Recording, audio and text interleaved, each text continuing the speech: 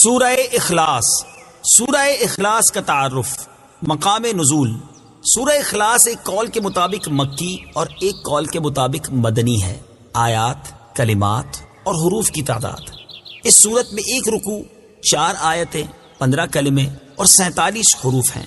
سورہ اخلاص کے اسماء اور ان کی وجہ تسمیہ، مفسرین نے سورت کے تقریباً 20 نام ذکر کیے ہیں۔ ان میں سے 4 نام یہاں ذکر کیے جاتے ہیں۔ نمبر 1، اس سورت میں اللہ تعالیٰ کی خالص توحید کا بیان ہے، اس وجہ سے اسے سورہ اخلاص کہتے ہیں۔ نمبر 2، اس سورت میں یہ بتایا گیا ہے کہ اللہ تعالیٰ ہر نقص و عیب سے بری اور ہر شریک سے پاک ہے، اس مناسبت سے اسے سورہ تنزیہ کہتے ہیں۔ نمبر 3، جس نے اس سورت سے تعلق رکھا وہ غیروں سے الگ ہو جاتا ہے، اس لیے اسے سورہ تجرید کہتے ہیں۔ نمبر 4، اسے پڑھنے والا جہنم سے نجات پا جاتا ہے، اس بنا پر اسے سورہ نجات کہتے ہیں۔ سورہ اخلاص کے فضائل۔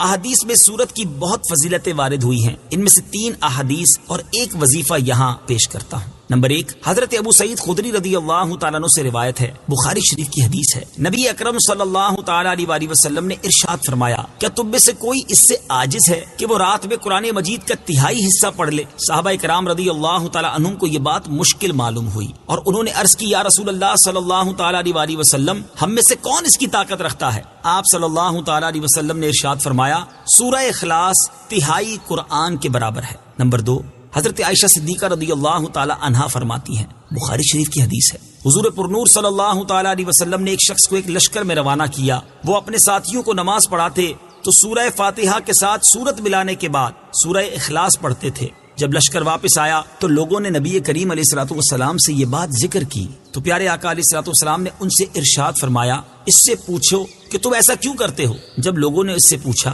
تو اس نے کہا، یہ سورت رحمان کی صفت ہے، اس وجہ سے میں اسے پڑھنا پسند کرتا ہوں۔ تاجدار رسالت صلی اللہ تعالی علیہ وسلم نے ارشاد فرمایا، اسے بتا دو کہ اللہ تعالیٰ اس سے محبت فرماتا ہے۔ نمبر 3، حضرت انس رضی اللہ تعالیٰ عنہ سے روایت ہے، ترمذی شریف کی حدیث ہے، ایک شخص نے سید عالم صلی اللہ تعالی علیہ وسلم سے عرض کی کہ مجھے اس سورت سے بہت محبت ہے، ارشاد فرمایا، اس کی محبت تجھے جنت میں داخل کر دے گی۔ نمبر 4، تفسیر ساوی میں لکھا ہے کہ جو شخص گھر میں داخل ہوتے وقت سلام کرے اور اگر گھر خالی ہو تو حضور اقدس صلی اللہ تعالی علیہ وآلہ وسلم کو سلام کرے اور ایک بار قل هو اللہ پڑھ لیا کرے تو انشاءاللہ فقر و فاقہ سے محفوظ رہے گا، اور یہ بہت مجرب عمل ہے۔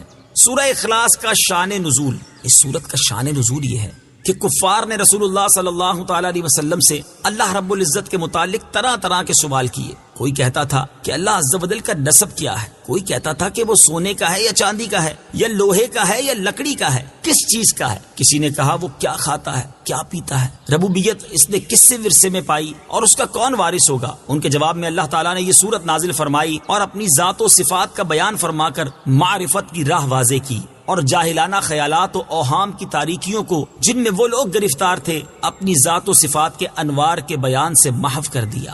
سورہ اخلاص کے مضامین۔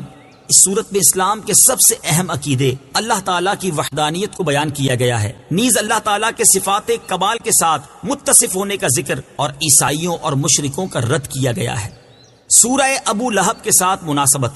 سورہ اخلاص کی اپنے سے ماقبل سورت لہب کے ساتھ مناسبت یہ ہے کہ دونوں سورتوں کی آیات کے آخر کا وزن ایک جیسا ہے۔ بسم اللہ الرحمن الرحیم۔ ترجمہ، اللہ کے نام سے شروع جو نہایت مہربان رحمت والا ہے۔ قل هو اللہ احد اللہ الصمد لم یلد ولم یولد ولم یکن له کفوا احد۔ ترجمہ، تم فرماؤ وہ اللہ ایک ہے، اللہ بے نیاز ہے، نہ اس نے کسی کو جنم دیا اور نہ وہ کسی سے پیدا ہوا اور کوئی اس کے برابر نہیں۔ قل هو اللہ احد۔ تم فرماؤ وہ اللہ ایک ہے۔ تفسیر صراط الجنان میں ہے، عرب میں کفار کی بہت سی قسمیں تھیں، دہریہ، مشرک، اللہ تعالیٰ کی صفات کے منکر اور اللہ تعالیٰ کے لیے اولاد ماننے والے وغیرہ۔ اس صورت میں ان سب کی تردید ہے۔ هو اللہ فرمانے میں دہریوں کی تردید ہے، احد فرمانے میں مشرکین کا مکمل رد ہے، اور اگلی آیات میں بقیہ کفار کا رد ہے۔ ارشاد فرمایا کہ وہ اللہ ایک ہے، یعنی ربوبیت اور الوہیت میں عظمت و کمال کی صفات کے ساتھ موصوف ہے، اس کی نہ کوئی مثل ہے نہ نظیر اور نہ شبیہ، اس کا کوئی شریک نہیں۔ اللہ الصمد اللہ بے نیاز ہے۔ تفسیر صراط الجنان میں ہے، ارشاد فرمایا کہ اللہ تعالیٰ ہر چیز سے بے نیاز ہے، نہ کھائے نہ پیے، ہمیشہ سے ہے اور ہمیشہ رہے گا، کسی کام میں کسی کا حاجت مند نہیں۔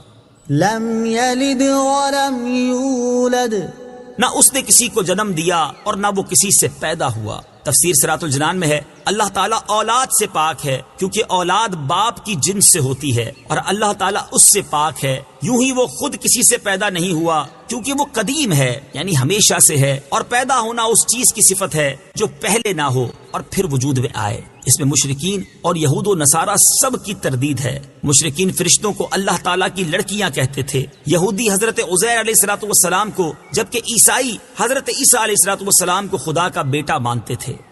ولم يكن له كفوا احد اور کوئی اس کے برابر نہیں۔